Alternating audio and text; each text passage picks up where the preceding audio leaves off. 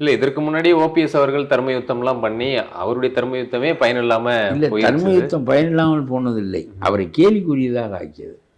சின்னம்மா தான் ஜெயலலிதாவை, அம்மாவை, பெரியம்மாவை கொன்று விட்டார் என்று ஒரு நீதி விசாரணை கமிஷன் அமைக்க சொல்லி கட்டாயப்படுத்தி எடப்பாடி சம்மதிக்காமல் அவருக்கு அழுத்தத்தை கொடுத்து சம்மதிக்க வைத்து ஓராண்டு 2 ஆண்டு கமிஷன் நடந்து பிறகு சசிகலா அதுக்கு மறுமொழி தரப்போகிறார் என்ற நிலையில் போகாமலேயே அந்த கமிஷன் முடித்து வைக்கப்பட்டது.